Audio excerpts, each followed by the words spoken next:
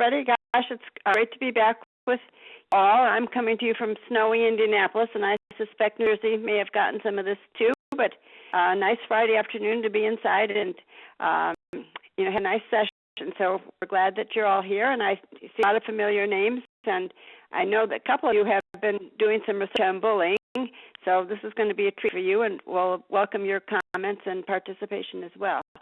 So a few reminders about the participation, how we're going to do it today. As usual, we'll keep the lines muted. And, if you have questions, raise your hand, and I think you all know how to do that. And I'll try to scan that and look. And our speaker, Dr. Laura Zurek, is going to ask, for questions, and then we can unmute your line and help you do that.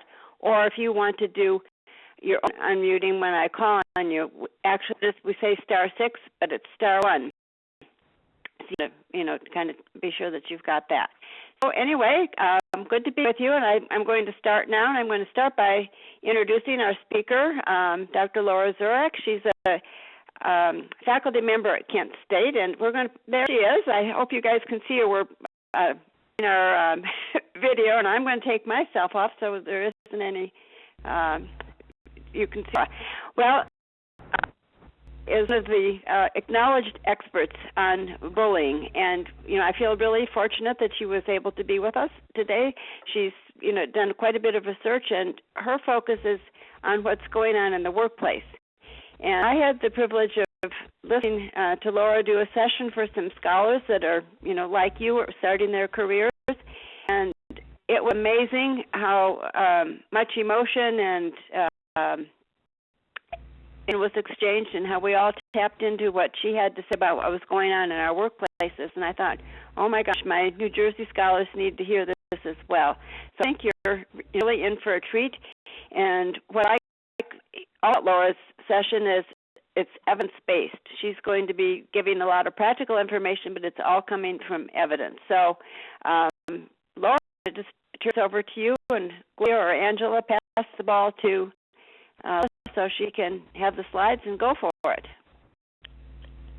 Thank you, Diane. It's a pleasure to be here, and I hope that anyone has questions as we go along. Diane is watching for your hands, so please don't hesitate to raise your hand and address questions. And as luck would have it, and this just fits into my very purpose for being here today, they're outside picking up leaves. And so there's a funny low motor sound in the background, for which I apologize. Hopefully it'll end soon. If it gets disrupted, let me know, and I'll open the window and holler at them, of course. We'll deal with it. So 3 points that I'm going to make as we begin.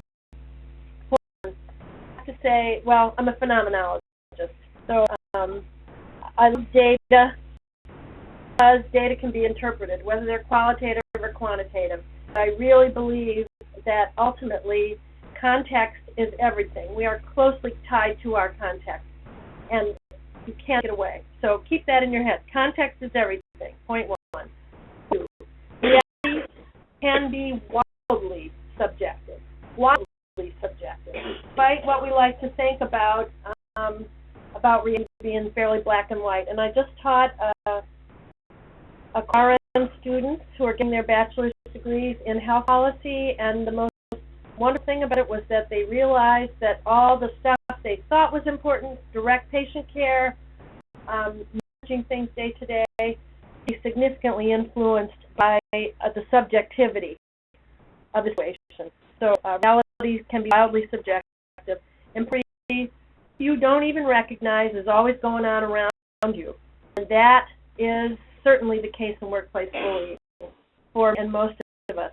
So context, subjective reality, and what's going on behind what you thought was happening. Those are the things that are making a difference. Is someone raising a hand?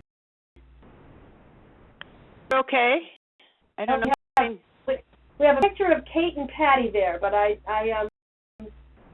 don't know how they got there. Hello, Kate and Patty. All right. They turned their camera on. Okay. Love you. Okay. Shall I continue on then? Okay. Yeah. And if I I think they took it off, so we're okay. I see them, so... You're right, they are. Yeah, they are. Our title today is What Really Just Happened, and then looking at unacknowledged language conditions of workplace bullying.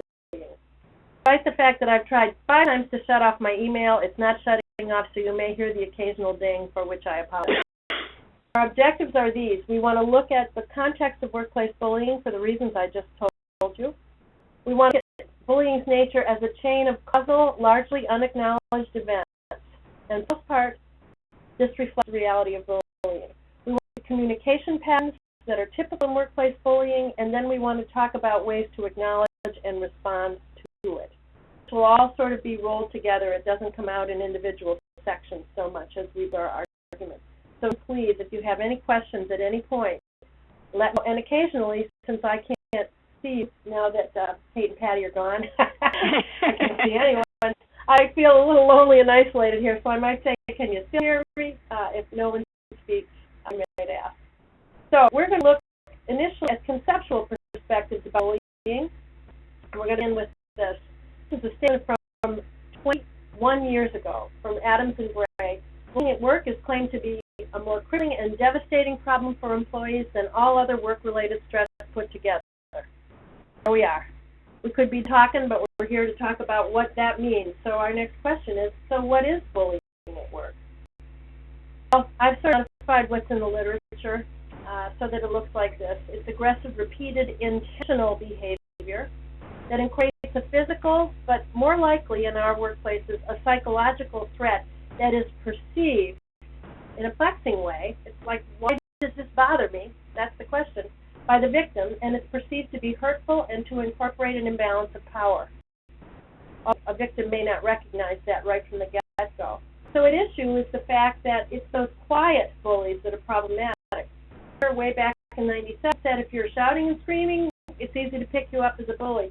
But what if that bully who sets up people at work by withholding or manipulating information, through meetings, physically isolating people from each other, or from the tools to do their jobs, or is a micromanager? All these things can represent bullying behavior.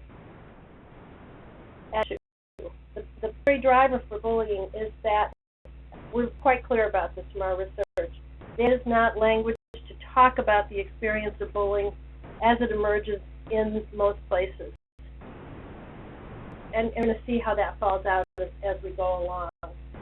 Now, if we back up a little bit to context, it's become pretty clear that people's behaviors are influenced by their emotions. And actually, a thing just came across my email, maybe some of you got it from the NJNI, I believe, that looked at cognitive behavioral therapy, which has to be one of my favorite approaches to working with people. It made a strong argument, again based on evidence, that when people are up to their eyeballs in stress, they don't stop to think. So when people are stressed, cognitive behavioral therapy is not always terribly helpful. In addition, there are often unacknowledged characteristics within environments, and this was described way back in '94, '95 by David Allen, a feminist researcher. Unacknowledged characteristics in your environment that influence your behavior. You know about it cognitively. It's something what you do. It shows up if we pay attention to what we're doing. If someone said to you as a victim, so what's happening? You would say, I don't have any idea. You're stressed out all the same.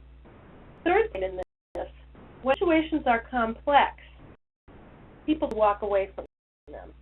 Whoever takes the least effort. And so right side, I say these circumstances collectively influence bully, victim, and administrator behaviors. My hero in regard to this area is Dan Ariely.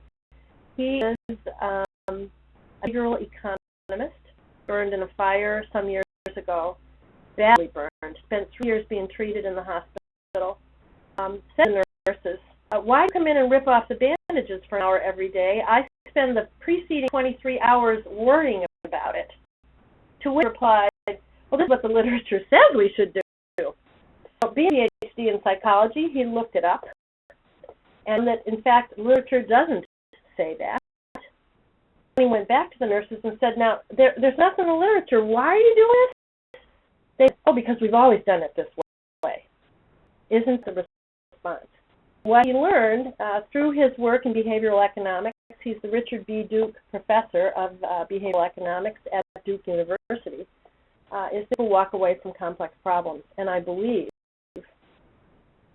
down of hearts all the way to my toes, that that's exactly what we have tended to do about bullying. As we look on, you'll see that. We've talked about it, we've emoted about it, we've built some fearless policies around it. For the most part, we walk away from it. Mostly, our current research has shown that it may be the way bullies talk as much as what they say. Means their positions of power. And I'll do that in a little bit. There's one of those things that's built into the environment that isn't apparent. It's an unacknowledged condition. The way the bully talks, not even what they said, just the way they said it to you. So, an example. We know that policies at organizational and state levels all look alike. We did analysis of policy this summer. It's like boilerplate of policies across the 50 states. They do not address the language of workplace bullying, and that, I believe, is what has left a significant gap in the required components of bullying policy. And not one single state, unless within the last couple of weeks, not one single state has been able to take the policies or the bills that they have in place.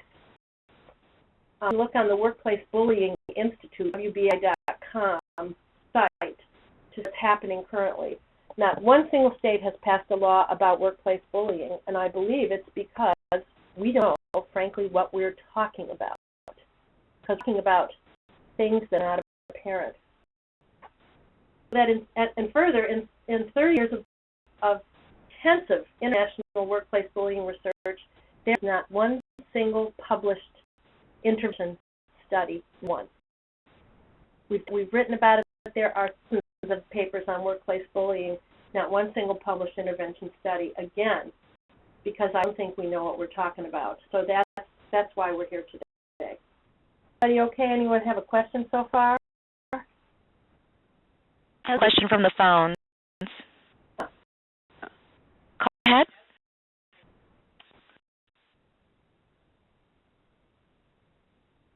Dan, please go ahead. Your line is open.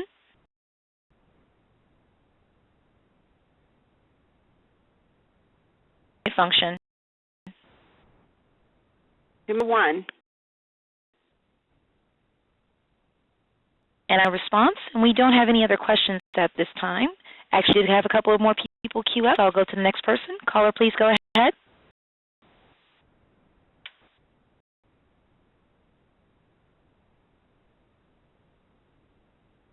Caller, your mute function, your line is open.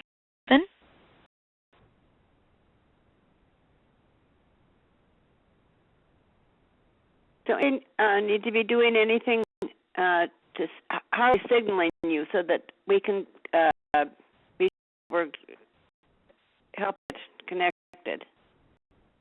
Well, to ask a question, they'll need to press *1 to ask a question. We'd ask that if you are using a speakerphone, please make sure your mute function is turned off to allow your signal to reach our equipment.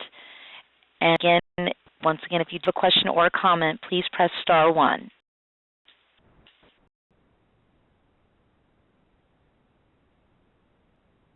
Response, I will go to the next person. Caller, please go ahead. Your line is open.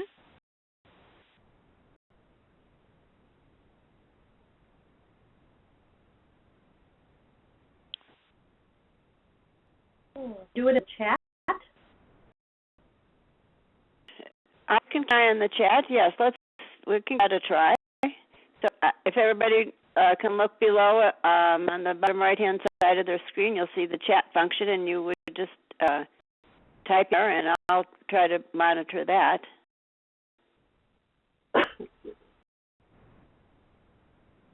Pause with questions. One other question while we're solving things. Could it actually, anything, Angela, that it's *6?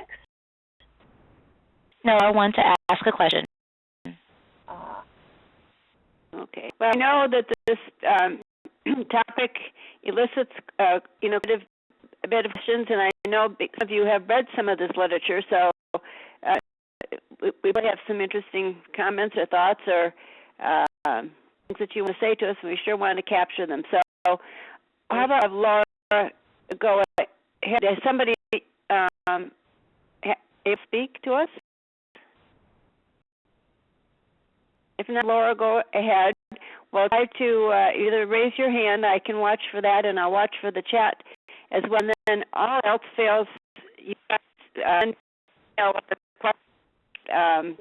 get the answers back to you. So I want to be sure that everybody's needs are met. So why don't you go ahead until we, before you do though, let me ask Angela one more time. Is there anybody else that you can get online? No one is queued up at this time. Okay. Well, we'll move on, but Laura, we'll stop again, and everybody that wants to speak, be sure that you press the star one and, get in the queue. All right, thanks, everybody. Thanks, and apologies, because we know this is always a topic that elicits wonderful conversation, so we do want to hear from you. Well, we did do a good place here, though, to sort of shift gears a tad. I'm proposing, based on what I've learned, the following process for bullying. So this is a long-term, conceptual, theoretical sort of approach. First of all, not everyone who is, as a victim, falls victim to their bully counterparts. I believe that if you're going to be a victim of a bully, you have to have, use Claudia Black's notion, a history of abandonment. That doesn't mean you were left on the sidewalk someplace as an infant. It means that, not like Harry Potter or anything like that. Mm-hmm. You come to school one day and your parents have given your dog away. You don't get invited to the sleepover in 6th grade. In 8th grade, your friend says she doesn't want to be your friend anymore. Your friend dumps you suddenly as a sophomore in high school. These sorts of abandonments that are there that leave affected people very vulnerable and basically unworthy. When a victim comes in contact with a bully, and it's a very close relationship, bully-victim relationships, and they often last a long time, 5, 6, 10 months, years.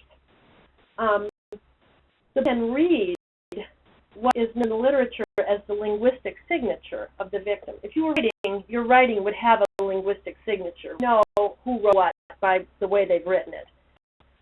People also sort of express that linguistic signature. You might as well put on a T-shirt that says, not worthy. And the bully is very good at reading that. So the bully recontextualizes using a notion from Hamilton Wheeler down there in your under the list. Wheeler says you cannot decontextualize. Everything has a context, as we said at the beginning. So the victim recognizes that you're vulnerable and set out making you feel increasingly bad about yourself. Not really saying anything that's particularly informative or fact-based. Basically throwing affronts at you that are intended to demean you, and do it in such a way that you, victim, don't get a chance to respond back. In the literature, in the psych literature, De La Pena called this competitive responding. So if I say as a victim, but that's not what I meant, the bully would say, I don't care what you meant, this is, and then the conversation moves forward. So the bully recontextualizes and competitively responds to the victim. He or she reads the linguistic signature, and over time, the victim's resilience is stolen, and the victim may come back. This hangs on because of the mechanism that's happening under the bullying process, and I really believe from my, well, I could be wrong, but, I believe from my research that bullying is effectively shaming. The bully is able to put these things into place to shame the victim, and shame itself is like a reflex. You put your hand on the stove, you immediately pull it back. Shame is still a reflex. This comes from a couple of papers in the literature and some things I'm working on, Gilbert and others, and I just recently found these papers, so I'm sorry they're not here. But it's like a reflex. And what you do in response to the shame stimulus is to curl up in a ball. that's what's happened. Through your history of abandonment, through the bully's recontextualization, competitive responding, reading your linguistic signature, one who is a victim becomes increasingly shamed and curled in a ball, and it's done. Gotcha. And Tim tries then to do something about this. It doesn't take place because he or she feels so inadequate that they're not willing to really take it forward. Here is that process in a summary. Ultimately, then, one is left with these emotional injuries as well, that be understood and accepted so that the victim can heal. And this is where the intervention, I believe, would be, if there are any interventions. There aren't. Until that acceptance and understanding occurs, the pain lives with them, the inadequacy lives with them, and victims are continually amenable to further victiming, bullying, as they move into their adult life.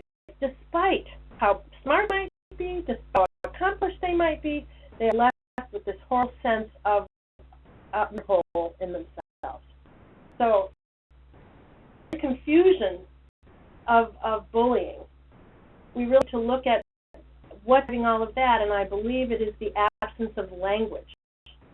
Bullies are trying to feel bad about themselves. They do it through this funky bullying language. They don't come to you and say, excuse me, I really have a terrible self-image, and if we could talk about it, I might feel better. Instead, they lay this bullying thing on you, and they're lying about themselves. They're lying about themselves. However, the bullying process itself is misunderstood by the victims, by the bully's hype. They get, it's clearly a lie. It's overlooked by administrators and overlooked by policymakers and administrators. So compare it to what's happened in actual violence in the workplace. In 2004, NIASH had a huge conference with administrators about why they don't address violence in the workplace. Look at left here, you see a list of 12 reasons that were identified for why we overlook violence itself. Violence is illegal. Bullying is not. And violence can be readily dismissed. Really, what can we expect from employers in regard to this nearly invisible, oddly communicated, crazy thing that is called bullying? Well, the short answer to that is not much, and that we have found. Heasley in 2008 did a study of bullying in higher education, and that it's as there as it is in healthcare, and those are the two places where it's most prevalent: higher education and nursing. So if you're nursing, you got a potential for a double whammy. They argue that it is so prevalent in university settings generally because of long-term employee interrelationships. So we're willing to take interpersonal risks with one another, because the whole set of entitlements that tend to be available to us as university employees, great benefits, support for ongoing education, whatever is there, the entitlements are there, and they tend to lead us toward wanting more. The very ambiguous evaluation procedures. Just if you haven't yet, wait till you go forward for promotion and tenure. It's a principal process. Yes, it's kind of amazing, isn't it? And then the whole notion of academic freedom. One of the staff members here, who's an advisor, did his dissertation on the notion of academic freedom, and it's been pretty widely misinterpreted. So it's kind of intriguing. But Heasley and Inman argued that in the academy, all of these things bunch to the sorts of problems that we see in higher education. How are we doing now? Do we need to stop again for questions? Sure, let's do that. I'm watching the chat, and those of you that are at your computers, the chat box is down in the right corner. You need to push that little down arrow, and then it will unfold, and then you'll see the dialog box, and you can all of us send it to me, or probably all of us. And then Angela, anybody in the queue that and to get in the queue, press *1. In the queue at this time. Everybody, don't hesitate Kate, and please don't feel like my question is probably stupid, because I would almost 100% guarantee you everybody else has the same question, whatever it might be. They're pretty consistent. So, all right, so we'll move on. And more closely in at this process of throwing in a ball for victims. The research has pretty well shown that victims, and I say self-identified victims because in the case of this particular study, we say if you have been bullied or you have observed bullying, please listen to our survey. It was an online survey. So self-identified victims tend to respond emotionally and not cognitively to bullying, just as we've said. Now, this is what we found. In the chronic pain literature, and his colleagues who've been working on this for a long time, and he's a psychologist in Canada, developed a process named a process known as catastrophization. Catastrophization is something that some people who are experiencing chronic pain experience. It's ruminating about the pain, modifying the pain, and getting helpless to do anything about it. The 13-item instrument that he's used to carry catastrophization, and they're pretty clear that in chronic pain, there is a subgroup of people who catastrophize rather than saying, I have to do something about this pain. Catastrophization serves to build a network of peers, some social support, but doesn't do anything about the pain. So how you want to characterize that in terms of primary and secondary responses, you can. But that's what it's for. It's for social needs. Now, interestingly, we looked at bullying as chronic pain, and we asked people to fill out the catastrophization instrument on our survey. And then we did a couple of analyses, quantitative analyses of this, and we found that, in fact, many victims do ruminate, magnify, and get helpless in response to the pain of bullying. And it makes sense, doesn't it? If they've shamed, it's really they can do, and it seems to me like an effort to build a social network was absent by virtue of the shame that the person felt. I don't know if anybody likes me anymore. I don't know if they trust me. I don't know if they think I am honest. I mean, this bully lied about me, and I talked out myself. So I catastrophize about it. What if? Can I get control over this? Can I go anywhere with this? Can I get people to believe? Will they ever forgive me for something I didn't even do? More. And interestingly, looking at the same set of data, qualitative analysis of 102 narrative reports. The question was, if you believe you've been bullied, did you report it? And happened when you did. Report it to your supervisor. Well, in a nutshell, there was incredible variability and unevenness of administrative responses to these reports that were given by the victims. We didn't ask the administrators what they did. We asked the victims. And 90% of cases came away having no idea what happened. Now, some of you, I can't see, so I don't know how old you are, but maybe Diane will get a laugh out of this. There are a whole series of Bill Cosby albums at one time. You know, he is a stand-up comedian as well as being Dr. Huxtable. And not even make sense to some people anymore. I might really be dating myself. Thank you, Diane. Thank you. There was one thing that he did on Noah's Ark.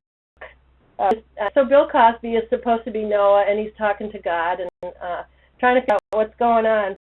And he asked God a question. After he's asked 100 questions about the Ark and the flood and what's going to happen and how big it should be and how many animals he should put on there, and ask God a question, and God responds with, I can tell you, ha, ha, ha, ha. And basically, that is the sense that we got from these 102 narrative reports. The administrators could not tell, either because they didn't do anything, or they sided with the bully, or because legally they were afraid to report because of the FERPA, HIPAA, or other regulations that kept them from talking about what they had done. So the victim who needed some closure didn't get it. In the cases, the administrators actually sided with the bully. We had administrators say, according to reports of the victims, I know he's not a nice guy, but he brings in a lot of money. I'm not touching him. Are you kidding me? She lets the air out of people's tires. I'm not touching her. Now, what do you do for the poor victim who has come forward and say, this is what's happening to me, and their statements are outright denied or seemingly ignored? They were left in a state that we came to call status limbo, which happens to be a Facebook term that describes where one is when your peers on Facebook don't talk back to you. You're in status limbo because your peers haven't told you what their status is. Although people using Facebook know that term, but I actually found it on Wikipedia, so there. So in short, victim thinking is challenged by the confusing messages of the bully. The bully is reinforced in his or her bullying behavior by the victim's engagement. And pressures such as those characterizing university environments reinforce the bully-victim dynamic, and who could help, including the policymakers, by the way, as we're going to see in a minute, they turn a blind eye. Oh, wow, you're sort of left with nothing. That's in Orwell, George Orwell, actually, 1984, and maybe predating some of you, and Herman, who characterized, I think, what we need to know most significantly about workplace bullying language. It is doublespeak. Speak is intended to let who's ever speaking have their primarily legitimate confronting say without risk of ever being found out. And what a bully is able to do because of the way the situation runs out. So Herman, in 1992, who writes about political things, says, really important in the world of doublespeak is the ability to lie, fully or unconsciously. And you remember that we said a bully doesn't deal with facts. They just throw personal affronts, maybe a little factual information built in, but not very clearly related to any event. It's to suggesting that the victim is inadequate. And so that's why the victim the bully gets away with it. Furthermore, it's the ability to use those lies to choose and shape facts selectively and to block anything that doesn't fit in their agenda or their program. And where the ability to read the situation and to have this one-way conversation that just keeps putting the victim down seem to live. Personally, within the workplace, and healthcare is exception, and in fact is one of the major places where we see this activity happening, because they are so complex. As workplaces become increasingly complex in terms of all these features, they become increasingly subject to bullying. In fact, the doublespeak of bullying will absolutely snowball, leading to fully toxic and professionally underperforming workplace cultures. You can count on it. If bullying is allowed to go on, if people turn them and die, and you're going to have trouble. The going to become what's known in the literature as toxic, because being billed as force over time. For you who are mathematical experts, I happen to love this fun example. I did, as I mentioned yesterday to Diane and Lynn Mertz, who's with us here. I spoke to mathematical friends to be sure I wasn't misinterpreting this. Builds its force over time. As I mentioned, relationships go on for months, many times for months before the victim realizes that they've been bullied. It's really quite intriguing.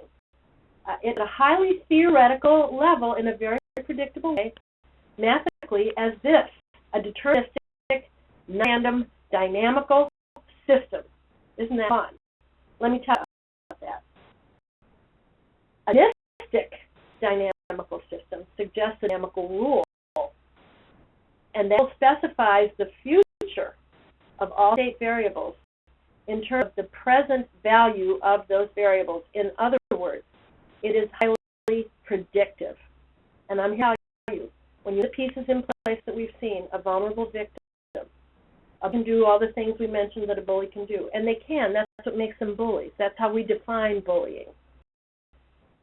And who turn a blind eye, you are going to have bullying, and your organization is going to get toxic, because over time, that's just what happens. It's not going to go away. It's not, well, gee, I could just be nice to this person, he'll leave me alone. Nice just doesn't help. It's practical. It doesn't make sense. You think could just, just talk it through. Let's talk about this. Let's not allow this to go on. But you see, the bullies are not working with the same set of rules that the victims are. They have a whole different set of rules that the victims probably don't recognize. And we've just figured out what they are. One way of being demeaning behavior. To make the bully feel better about him or herself. The bullies really are pretty insecure, period. Again, I want to take a few minutes for questions. Yeah, we'll do that. I think that would be great. Just give me things to think about here, Laura. So, very fast, isn't it? Yeah, but so interesting. So say, chat, take your questions in the chat, or we can the people at WebEx know that you want to come online, and we'll offer that. But I've read this stuff. I've heard it many times, and every time I hear you speak about it, so many situations observed or experienced just come to mind here, and it's just so true. Okay, I don't see it in the chat. Angela, do you have anything? I have something here from Nina. Okay.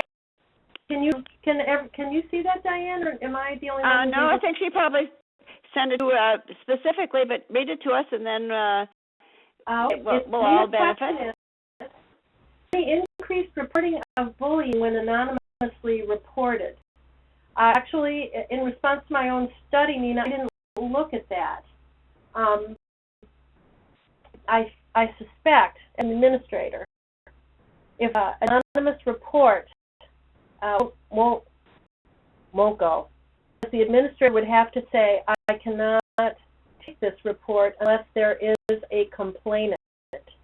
I deal with secondhand information. Diane, would you want to say anything more about that? The question is, if the reporting is anonymous, more of it. That's a very good question. It is a good question, and just, in general principles, I would say that any reporting of it, should have some anonymity to it, even if you are discussing with an administrator. But I think if it's in a survey, sure, people would be willing to, acknowledge it or be more willing to do it. So, but if it's anonymous, I guess here I'll add this other thought. It's wanted, the victim wants the administrator to know about it, and he isn't going to get it. Nope. There. Nope. So it's a catch. Yeah, it really, truly, this whole situation is a horrible catch-22. And so no increase in intervention, but I suspect that an anonymous report would lead to less intervention because who you go after, and did it really happen the way the report person, who may not have been the victim, said it happened. Yeah. It's terribly complex. That's a good question. And do we have others? That's the only one, and Nina just writes, thank you. Okay, good. Well, if everybody else has a question, type it in or call. We'll just wait a minute because I wanted to make a comment. The one thing that really struck me that I have seen is in a workplace environment where there was a bully, the administrator thought if the administrator would do extra nice things for this person, they would stop the behavior. Yeah. And so awards and rewards and, extra, and those kinds of things. And, just as you said, it never stopped. Yes. That was a point that resonated for me. And there's a book, which I lent to someone, and now it's gone. It's called Oops, the way we inadvertently reinforce behavior in workplace environments. And that's probably a great example, Diane. Try to be nice, and it just gets worse. Right. So now two comments here from Catherine, who says, regarding intervention, I think anger management is plausible, and it is. Some in our study, the victim said, let's do anger management. The group or with the bully. But then the victim never knew what happened. And she comments further, victims as children, yes, we're not allowed to express their anger. Very true. We don't like anger. It's funny, we want people to engage, but we only want them to engage the way we want them to engage. we have an example, if I might, and then I'm going to go to Tracy's question. Years ago, I was at Duquesne University, which is a great place in Pittsburgh, Pennsylvania, where we do a lot of qualitative research, and we look particularly at phenomenology as an approach to qualitative research, as a philosophy of science. So that the Husserlians and the Heideggerians do not see eye to eye as phenomenologists. We can talk about this some other time, but for today, there it is. So we've got Husserlians and Heideggerians on the stage, and I'm in the front row as a young, brand new, prepared PhD person, and are just swinging each other. And I'm there in the front row thinking, oh man, there's going to be a fight. This is terrible. It's the worst thing I ever saw. I can't even believe it. Oh, I wish I wasn't here. And then they shook hands and went to lunch. I couldn't believe it. I said, wow, they agreed to disagree. I've never seen anything like this before. It's intriguing. So yes, I think not only are children not allowed to always express anger, but I think adults in workplaces are not allowed to express what they believe. And if you've got a bully who's saying, it's my show, let's keep it quiet. I want everybody to think I walk on water. Shut up. So there's that. And Macy says, with my research, the students expect some aspect of anonymity, absolutely, even if they're the reporter. Boy, that's the truth. They do expect anonymity and that they don't report. In fact, I've been in situations, whole organizations were shut down in terms of reporting of the games, people playing at an administrative level because of, frankly, the history of lies that had come together to create the current situation. So if anyone reported, they were at risk because someone was being protected. It's a very political thing, and I'm sorry to paint such an ugly picture, but it's the truth. It's a very political thing, and if you let bullying go on, it has to get political because it's totally wrong. But people and others get away with it, and there it is. Now we're not allowed to talk. We don't talk about that. It's really, if anyone's doing family work, family therapy, it's very much like a huge, great, big, giant, dysfunctional family. You know, the perps would do their thing, and the kids who were abused would report because anything could happen, number one. And number two, and this goes back to reality, we're also afraid of change. Anything that I know is better than something I don't know. Support, because what if I lose my job? I mean, right, I have my job, so I'm just going to keep my mouth shut, and I'm just going to put up with it, and I'm just going to come in and do my thing, and I'm not going to tell anybody because I don't know what they would do. We don't like change. We fear it horrifically. So, kind of intriguing, isn't it? Kind of intriguing.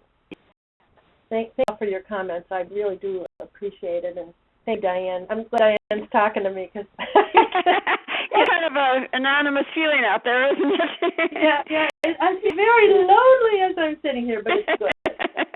Well, we're all here with you, and thank you. I know it's resonating. And let me ask Angela just to be sure we don't have anybody on the line. Anybody in queue? We do have one question. Caller, please go ahead. And in all, this is Jeannie Cooper. I Yay! wasn't able to log in, but yes, good to hear everybody. I'm listening and going through my slides. Anyway, the question is, I have witnessed bullying publicly out in the, multiple people can observe this going down. Is it more so that way, or is it done more privately, one-on-one? And if it's there, I can see it not being reported. It does sometimes. Our most recent work, and we did an analysis of 10 studies in which victims reported quotes about what their bully counterparts had said to them. That's how we selected the 10 studies from a universe of 89 papers we used in our research. The quotes for the victim, for the bully's use of these things I've discussed, and then we did a recursive. Tell me if my language gets really weird here. We did a recursive synthesis, and we plugged that analysis back into the bullying situations, so they had those quotes embedded in the real situations as they were described in the literature. The story is this: what we know is that sometimes bullies do it very privately, little comment at a time, and sometimes they do it all at once in front of a bunch of people. You get the same effect. The fact is for the bully to get people subtly being the victim, either over time so that the victim starts acting weird and everybody else in the environment goes, oh, that guy's really weird. Well, it's only because he's so comfortable now as a victim. Or it all at once. For instance, one of the things we looked at in our study is a situation where a woman needed to go to a wedding, so she said, I need to be away for this wedding, and so the supervisor hung on her time card that she was being not expelled, mode, so suspended for 2 weeks. And knew it before she did. So it works both ways. Either way. Both ways. Mm-hmm. Yeah. Works both ways. Whatever it takes to get that bully feeling better about him or herself. I'll show her. She's not going to this wedding. You're suspended. Oh. So she kept to work and everyone knew she was suspended but her until she got there. And about how humiliating the whole experience. That's from a paper by DeCruz and Norona. As they people in call centers, actually. Notorious for this kind of behavior. But I'm sort of talking off the top of my head there. Is that your question? It does. Thank you very much. Great. Oh, thank you. So, should continue on, Diane? Yeah, I think so. And then we'll stop again for some more questions. Sure. Everybody get your questions ready, and we can I'll move ahead. Okay. Our next slide here, the whole thing about bullying is just so intriguingly paradoxical. The seeming innocuous, really? So he said I was a dingbat. What's the problem? It's innocuous activity that almost certainly will result in long-standing personal organizational discomfort and ultimately in a toxic workplace environment if someone doesn't actively do something about it. And they don't. They tend not to. Start using Allen's paper by Allen that we reviewed for our study and sort of putting together of this whole process. The activities of workplace bullying are not innocuous. In fact, they silence victims by powerful barriers to communication through powerful barriers to communication. At every level, not to talk, and then you get to talk, and people won't talk to you. It really is a horrific, paradoxical, problematic situation to be in. Now, how to get an answer to this question, I don't know if there's a way for multiple hands to raise or what. But let's see if we can try this, and Diane, maybe you'll have an idea about how to do it. Okay. Let's go this way. We should have fewer hands, I imagine, this way. How many people in our group, and I'm sure how many we are, but how many people in our group have never experienced workplace bullying? Okay. Who's blonde, raise your hand. That would be the easiest way for me to do that. Maybe the only one seeing 1, 2, 3, 4, 5 people who said they have never experienced workplace bullying. 4. Took her hand down. Yeah. Never experienced 3. 2. They misunderstood my question. I thought that was a lot, frankly. All right, let's go the other way now because I can see your hands. How many people, so Lisa and Marie, would you, thank you. All right, how many people have experienced workplace bullying? A lot of hands. It is very prevalent. Interestingly, for those who haven't experienced it, you know what I'm talking about. Is she talking about? But for those of you who have experienced it, again, I don't mean to put anybody on the spot. I just want to get a sense of this. For you who have experienced it, for how many of you are you saying, "Yep, this is how this is what I've seen"?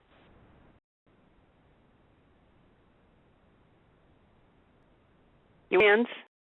Couple. If you'd raise your hands, yeah. If it makes sense to you that. Okay. Yeah. And we have quite a few people who right. have seen it. And I just, since I voice on here, and I've seen it and I've experienced it, and I think one thing you're helping us to at least be aware of what it looks like, and I would imagine by this conversation, people now could be able to raise their hand to having at least seen it. I mean, that's almost as important because we all need to be aware of what it is. Absolutely, and we know, especially from some work by a woman named Jennifer and her colleagues, that people stand by and let it happen. It's terribly problematic, but very few people are willing to take the risk. In fact, just the other day, for some poor student, so I feel a little guilty. I walked down the stairs and she was sitting on a bench at the bottom of the stairs with a camera in her hand and taking pictures of stuff, and it looked like she had a test and some notes in her hand. And I thought, oh, crap, I've got to do something about this. So I came up to my colleague, and I work with a lovely group of people. They're wonderful people. And my colleague, Mary, they say if you see something, say something. So I did see something. I feel obliged to say something. I'm sure that the student isn't copying pages of tests and sending them to people.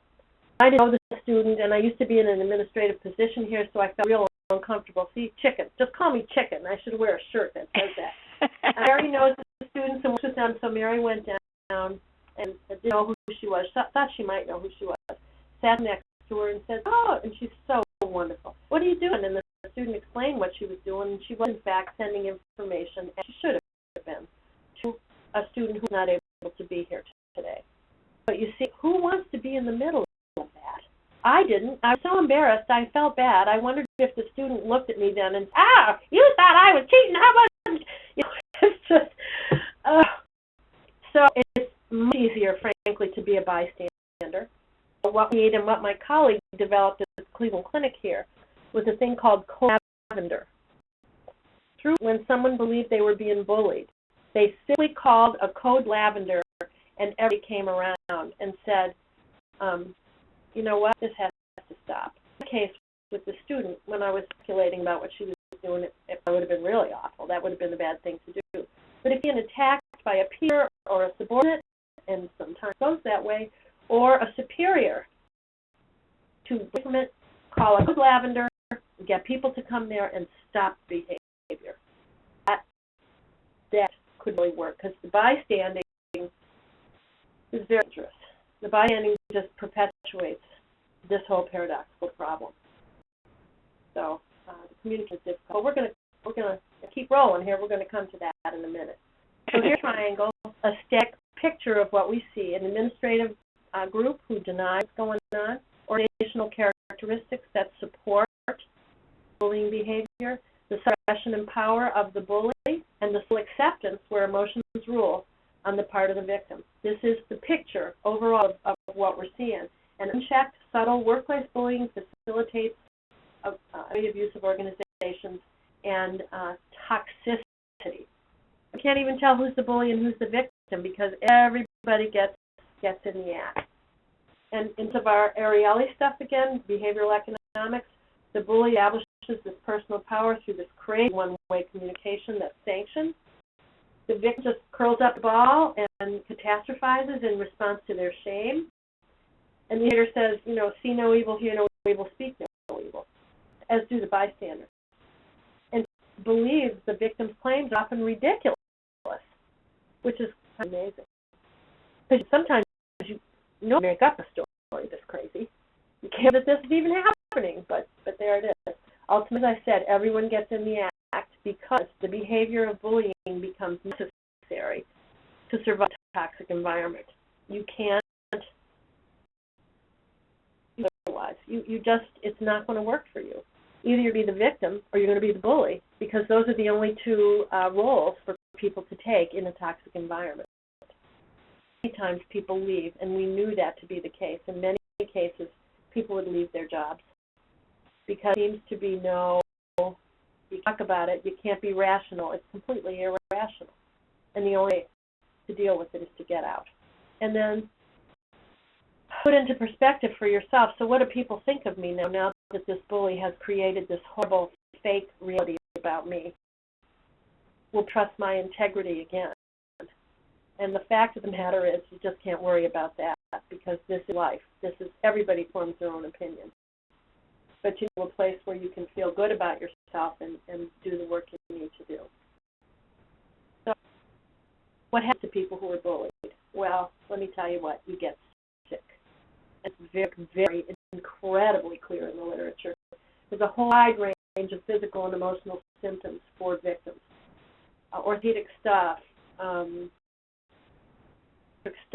GI stuff, any system that can be affected is affected. So individuals get sick, organizations get dysfunctional, and end users have products that stink. When you're spending all your time protecting yourself from a bully, you can't be doing a good job. All your energy is going to holding your hands up in front of yourself and keeping someone from hitting you. You can't do a good job. It's not possible.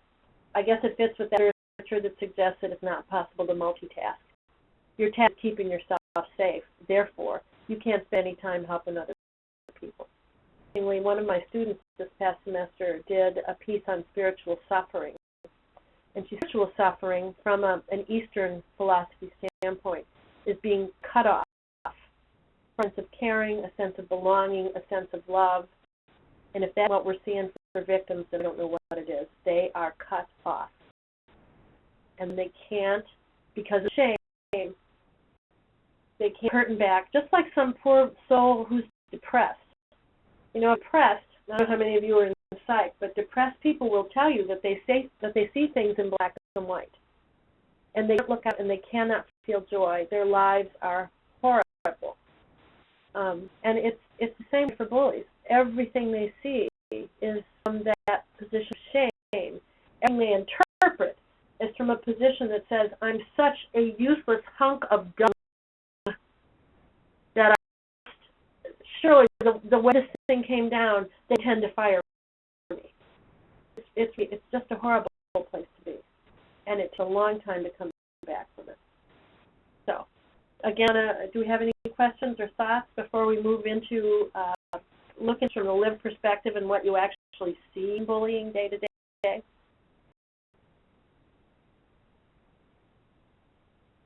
Take them from the chat if you want to type, and when you do type and send it to everybody. There will drop down box to who you can send it, and we all can see your comments or questions, and then you can also do the *1, and our audio operator will catch your call.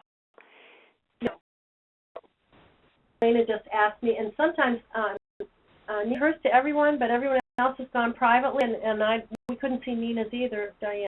So okay, well, so you got it. That's fine. Yeah. Yeah, and I'm actually, since you came me looking back and forth like a crazy woman here, I can look over here. And Elena says, "Is this a seminar presented to administrators in hospitals and universities?" Yeah, it's yes. I've done some work. Unfortunately, in one setting, I presented it, and the administrators really themselves felt powerless. It's kind of interesting. Yeah, you're telling us all this stuff. What do you expect us to do? It clearly is not our problem. You've got victims and you've got bullies, and you have a job to do. What do you want me to do? So it's been presented, but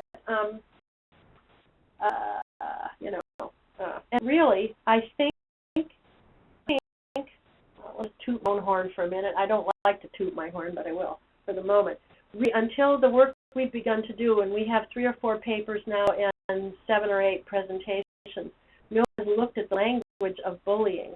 And the problem is everything we do, the policies, the statements, the speech, everything is at a real high medical level. Let me explain to you what bullying is like, blah, blah, blah, blah. Well, that's great. We're going to see in a minute. Because we have never named it, we don't know what it is, and it is funky language. Nobody knows anything about it, so we keep walking away.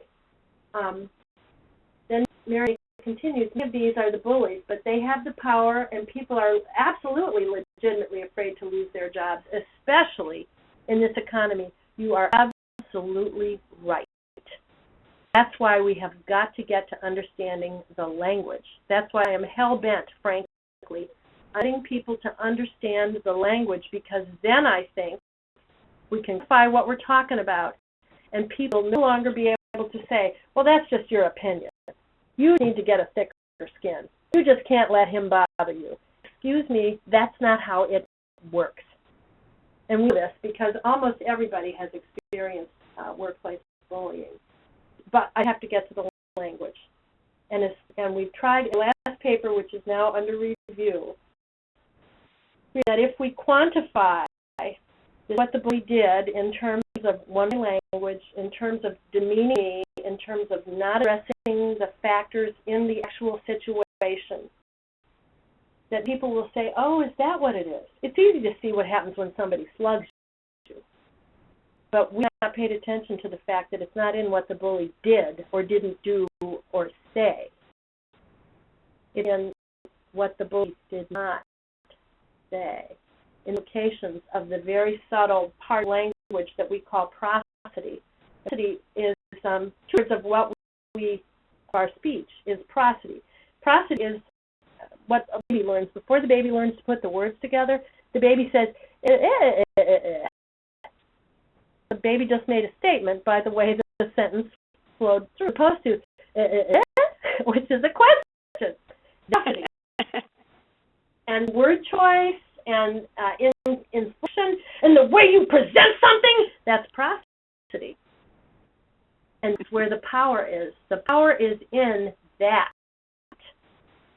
Up through these mechanisms. Once we figure that out, I think we're going to be able to move forward. So, thanks, Mary Elaine. She said, "Nice, aren't you kind?" So, so that really is. I believe that's where it is. And here's how I figured it out. Sigma Theta Tau research conference in Prague, and the woman who presented after me is from Pittsburgh. I know people from Pittsburgh, but they're very expressive when they speak. And she was reading. Talking about her experience of the way bullies behave and the way people respond, and when she described it, I said, holy cow, it's in prosody. Because she would say, there is a simple way for you to do this. And my response was just, I was overwhelmed. I said, holy cow, it's in the prosody. And that's the day I knew, which prompted us then to do the study we just did. But I'm sorry, I don't mean to go on and on.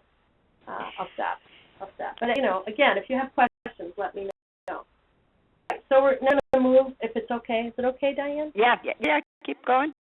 Okay, here. Now we're going to move into what you do see, what you see in bullying. And I love this little circle here. This actually had axes at one point, which I put away because I decided I didn't like the axes. I liked the circle better. The note comes from a book by McYoung. McYoung is a bouncer, and the book's on how to be a professional bouncer. I had it one time. I can't find it anymore, so it's kind of interesting. And if you put axes in there, horizontal and vertical axes, you'll see he argues that a bully works by first inducing fear in the victim and then moving toward frenzy. The victim initially is afraid, and then over time gets like nuts with fear. And that bully moves along. It fits with the notion of creating shame in the victim. Really afraid they're going to know that I'm terrible, that I'm unworthy, that I'm useless, I'm horrified, what am I going to do? One axis. The other axis, which is legal, probably not the one we're so worried about. The bully begins by coercing the victim. A little coercion. Don't you want all these drugs on the street? Wouldn't you like to break into the med room there and take a few things? Nobody's going to notice. You can fake the count. Coercion and the road really doing something that, in the case of these drugs, is quickly criminal. So move from coercion to engaging the victim in criminality, and the victim is really up against the wall because what they've done is, in fact, illegal. But for discussion, it's mostly the fear to frenzy thing. I mean, it's not illegal to be afraid and illegal to be shamed, and that's what we mostly see. Now, the victim, the book themselves, there are at least kinds that I've noticed. There's aggressor bully. Now, that's easy to spot. That's the person who's just nasty. We know these people. They're just nasty. Whenever somebody does a nasty thing, everybody else just rolls their eyes. So that's probably the bully victim thing over there. There's people. There are bullies who are victims themselves who say, "Oh, I just can't do this. Could you just take this? Could you help me with this? I just can't do it." And I've seen people like hit the secretaries at 5 minutes to 5 saying they couldn't do stuff, and there was a secretary 45 minutes later still doing the stuff for the victim because the victim refused to do it him or herself. And got exactly what they wanted by being a victim. And it's what Seligman, the psychologist, called helplessness. It's a power position. You learn to be helpless and everybody helps you out. That's bullying. It really is. It's a power thing. That's the savior bully. The savior bully is the person who says to you, if you just stick with me, I'll make this work for you. Now, that means you have to listen to what I say, and you have to be sure to make it good. And you say, whatever. Then there's the martyr bully, the martyr who says, after all I've done for you. And that's their power that way. So there are at least 4 types of bullies who use this communication mechanism that we've talked about to get their power out there. And again, anyone who wants to type a comment in here, I can look in there and see it, and we can pull it up. Okay, so about 20 minutes, Laura, say. Yep. Okay, to keep talking or all together, huh? So we're getting very close. Yeah. We're nearly there, so we'll have time for questions. There's one from Catherine. Let me stop and take Catherine's question. For my qualitative dissertation, yes, I conceptualized a language for healing trauma due to the impact of somatic countertransference experiences described by nurse therapeutic touch practitioners. Ooh, we want to talk to you and work with traumatized clients. Healing occurs through the expression of nonverbal communication. Manetti, I need to talk to you because I think this is probably the very kind of intervention that we need. I believe you're right. Thank you for sharing that. I think so. I think it is what we need. It's all in nonverbal. Let's finish it in a nonverbal way. So what you need then, these silly, innocuous behaviors include things like eye rolling, tongue clucking, and dismissal. People just skip over. Well, I hate it when I'm in a room and people are all talking and the speaker looks over me to go with people on either side. Or to say things like, from this wonderful paper by Gaffney, 2012, your thinking is all wrong. All of it? What's wrong? Really? What I have to do with what's right in front of us? But most victims would not say, excuse me, that's the stupidest thing I've ever heard. They just clamp and go, oh, is my thinking all wrong? Do I sound like a crazy person? Do you think I'm doing it wrong? It's ridiculous. But that do. Or, and again, our bystanders. So the victim reports and that all her, meaning the bully's friends, up against me when I reported it. And we've seen this happen. And all her friends ganged up on me, and now I am the bad guy. Seems to me, I just talked to someone for whom that was the case just the other day. It's crazy. Please deliver their message emotionally. It's very emotional. There's lots of prosody in there, and it's obscurely inaccurate. That's not there, but they threaten to be. There's just enough fact to keep people going on. Because of the victim, you can't talk because they're one-way communication. You don't have a chance to justify what we're standing, and even if you tried, they just throw out another tactic until you were beaten down. Temptation on the bully assures the affiliation of others, which is what a bully's after. I need lots of people to stand with me and think this victim is an idiot. And then generally people are shocked when it comes out, like nobody can believe it, but you know what? We love fiction better than truth. So sooner believe some hot, scandalous story about someone than the naked truth. They just would. We just live the scandal. That's why newspapers sell so well, even online. Again, the acts are stationed where they're practiced. So that if a bully finds a place where no one's going to touch him, then he wins, or she. I don't mean to put it at the feet of men, because it isn't always men, although Much of the literature suggests it's often men to women, but maybe that's what's reported. And sometimes, truly, victims themselves do not even realize what's happened to them. Here's said so far, all these yellow words. In a complex organization where bullying is implicitly sanctioned, alliances are allowed to form between those who want to be powerful, those who catastrophize and are seeking support and ignoring the power, and a default response, meaning the administrators there, through mechanisms proposed in frameworks provided by behavioral economics, calculus, psychology, and communication. It's a conceptual framework for our next big paper. It's a lot of stuff going on, and it's all documented. You know that you're being bullied. If you see someone who behaves like this, probably I'm Jekyll.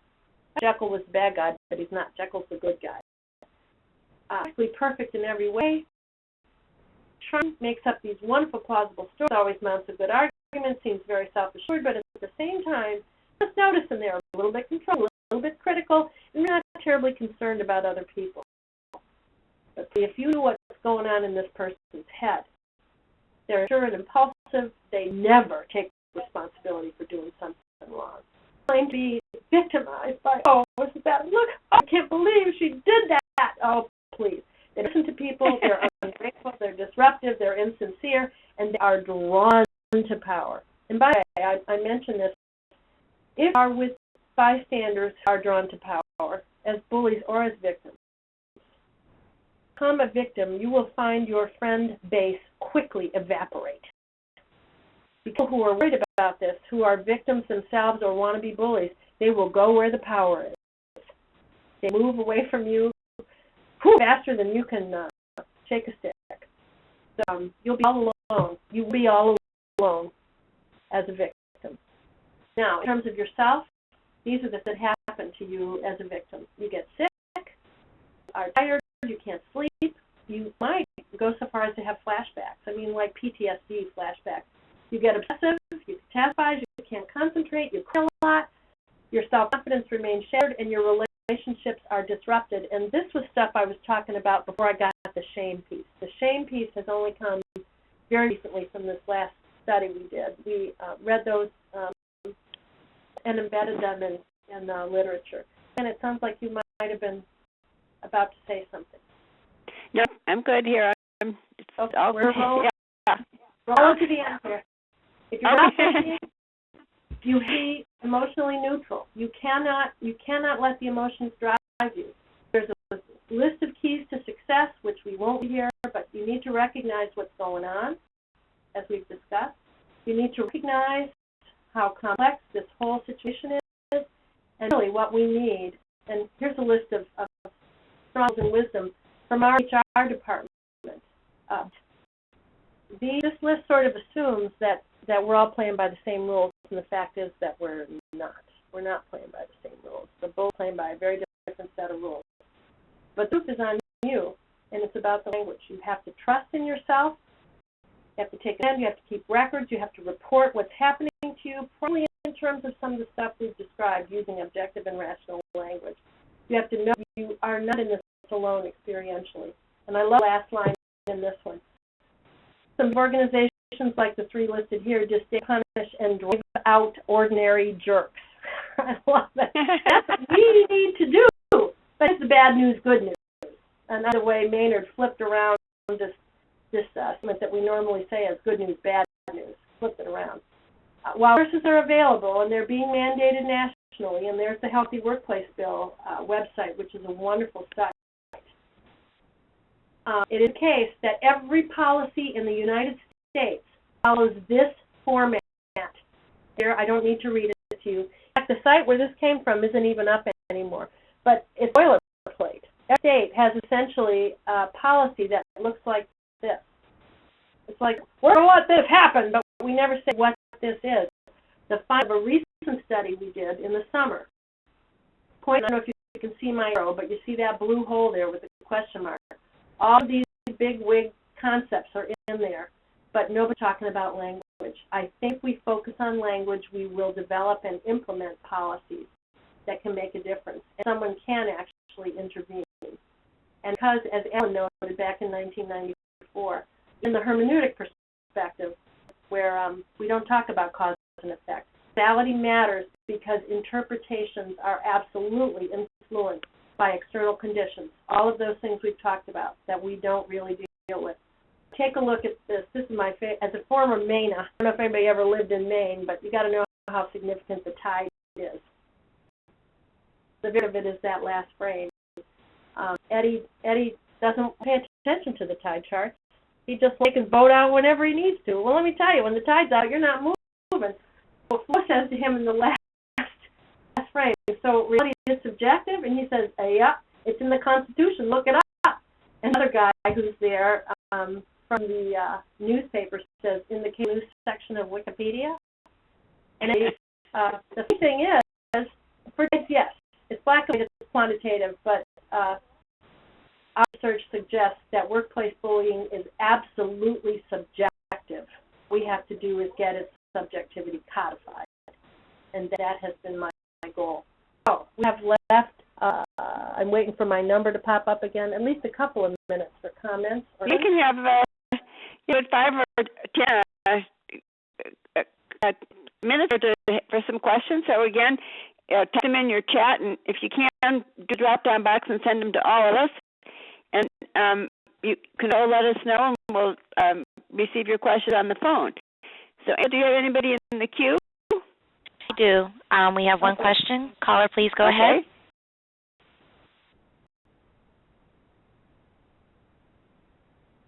Oh, dear. I wonder what's wrong. Who are you? I hear me, but I don't hear. That's me, Laura talking. I don't. Oh, yeah. Mute function, your line is live.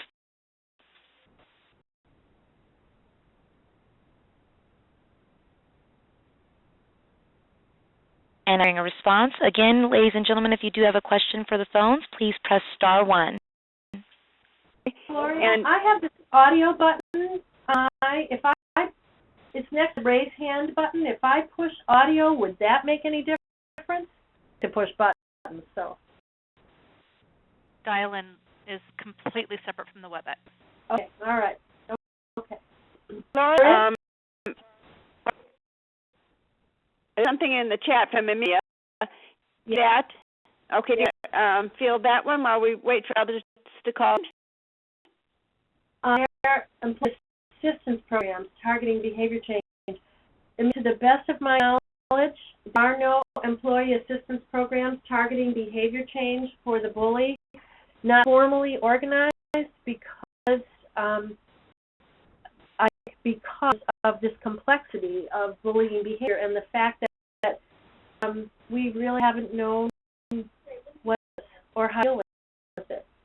We've never codified what constitutes bullying. So the argument would be, well, just because you think she's bullying you, that doesn't mean that's what she's doing. Just get a thicker skin.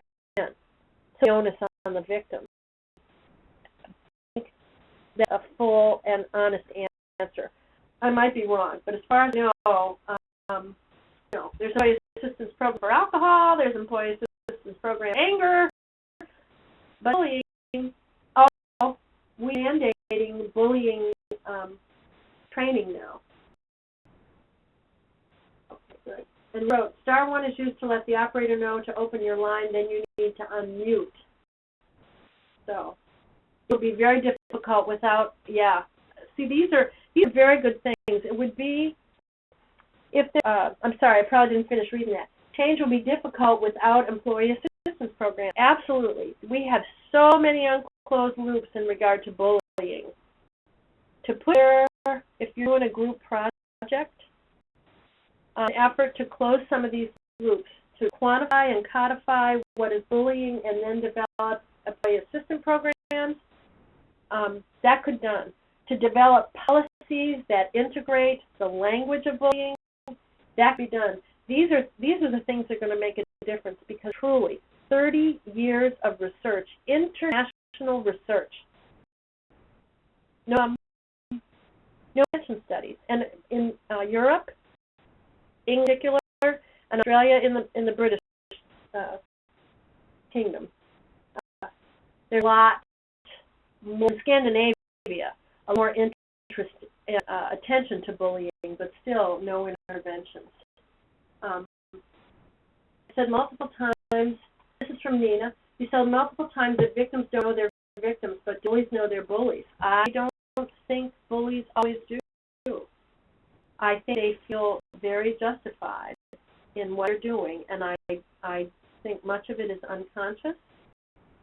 I don't know how many of you are psych nurses, but many times we talk about people believe they really have very high self-esteem. In fact, they really have very low self-esteem, but they try to project this. I'm okay with myself. I'm really cool. I don't think so. But where's the reality? At the end of the day, even as a board-certified psych person, who am I to say you don't really know yourself very well? So, awareness programs for bullies to realize their behavior, wouldn't that be great? It would be wonderful, but I tell you, there are not many bullies who sign up to check behavior. The student gave me one time, it was wonderful. It was the annual convention of functional families, and there's a whole boatload of empty chairs, and there's one person sitting there. One person from a functional family. So bullying be the same way. Annual convention of recovering bullies, there might be incidents. And Catherine said EAP programs addressing family of origin and substance abuse issues. Absolutely. Can be insidious origins of bullying victimization? Absolutely. And the answer, I believe, is counseling. And yes, I suspect, I have not studied this, but I suspect that there are lots of substance abuse and addiction issues tied to bullying behavior, historically and presently, because people are they're just trying to live in, this is why, and stop, again, I told Anne before, stop me if I get too engaged in this. This is why I think context is so very important. All of these things have been laid out as each of us has been given subtle messages from the moment we emerged as newborns. Subtle messages about being okay or not okay. And Lisa, thank you. Thank you, Lisa. We've been given these subtle messages about ourselves, and we spend the rest of our lives trying to figure out whether or not we're okay. If your context says, young, Baggerty, Kathy Petoskey, and others wrote a paper years ago now, probably 15, 18 years ago, on belonging, which was, I'm sure, in the Journal of Nursing Scholarship, which might have been Image at that time. If you belong, it's a whole lot easier just to let down your guard and breathe. But if you feel like you're going to be attacked, you have to spend your whole life defending yourself, and it's easy to fall into the bullying thing, and it's equally easy to fall into the victim thing. Yeah. I'll sit quietly for a minute in case there are more. I have a question from Lisa Heelan. It says privately, so I may be the only one that saw it. She wants to know if there... Go ahead. Go ahead. Have any studies been done about how the brain affects patient outcomes or productivity? It's very interesting information to have. There's tons of them. Yep, tons of them. All kinds of productivity studies. And we know number of sick days increases. We know that the quality of patient care detects. We know that it's terrible. There's a lot of work in that area. It is absolutely seems to grab some its attention in terms of trying to help improve the work environment. You think, wouldn't you? But I think it comes back around again to the fact that the problem itself is so nebulous. Well, they're crazy, but I don't know what I can do about it, so never mind. And they walk away, a la Dan Ariely. A great paper in 1980 by Woolman, Island, and Lawson, 1980, on the no premature closure. What it said was people come up with an answer, and they say, that's good enough, and they stop thinking. I didn't see we were getting close to ramble on about it, but I won't. Premature that's to do with Okay. Well, doing for me, Laura, flip to the next slide so I can do my reminders for the upcoming events, but then we'll continue talking. And I want to ask Angela, do we have anybody that wants to talk to on the line? I want to be sure we're getting those people. Yeah, I have a question from the phones. Caller, please go ahead.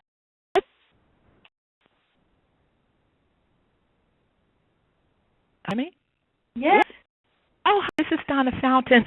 Unfortunately, I was only able to listen, but I had the slides and I followed along. But my area of research is in workplace bullying and nursing. So there was a lot of great comments, and although mine is looking more so towards the constructivist ground theory approach by Kathy Shaman, who had expressed your phenomenology. I would love to follow up with you after the conference because I have a lot of comments and a different sort of take on a few things. So I did reach out and send Diana an email for your contact information. Yeah, put you guys in touch. Thank you. For sure. Yeah. Yeah. Thank you so much. Oh, Donna's been doing some interesting work here, so we'll I just get the two completed together. a study. So yes, thank you. Great. Okay. Wow, finally I got some. Yes. And another question. Okay. Caller? It's me? Yeah. Can you hear Yes. us? Yeah. Okay, it's Jeannie again. I'm curious if they are able to integrate this kind of learning, teaching for students. Can we give the tools that are necessary so that when they enter into these situations, they don't empower the bully and it really takes off, regardless of what their abandonment issues or their self-esteem issues might be. Is there a way to cut it off at the start? I think potentially, knowledge is power. Some of the knowledge must be personal knowledge that Kathy Minetti said the answer was counseling. The problem is because of the self-doubt, people get worked into my friend Bessie would call it, into a swivet. They know. But yes, I think knowledge is power, but they have to be also aware of their own weaknesses and soft spots, their Achilles heels, to stop it up front. Yeah. Yeah. Yep. Thank you. Thank you. And we have further questions from the phones. Okay, thank you. We're at the 30 moment, and I want to thank Laura ever so much for sharing all this information with us. And you did such a fabulous job, your passion. And I'm sorry that everybody can't see you. Because when you do these sessions, you are just so fabulous with your nonverbal and acting out these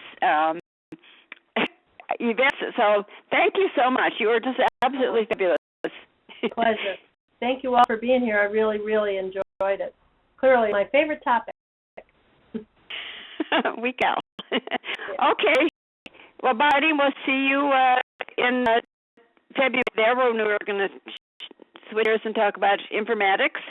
And we're on site there, and we're going to do the Scholar Showcase. So if anybody has research and Donna, you do, you'll have something to present for us. So for sure, bring that. We're going to welcome all of our alums as well. So happy holidays to everybody, and stay safe and warm. Thanks, everybody. Thanks, Diane. Oh, thank you. Okay, I think we'll call it a day here. Thank you. Thanks, Lynn. Bye. Yes, Lynn. And Gloria. Yeah, absolutely. Bye. Bye. Layman, this concludes today's conference. We thank you for your participation.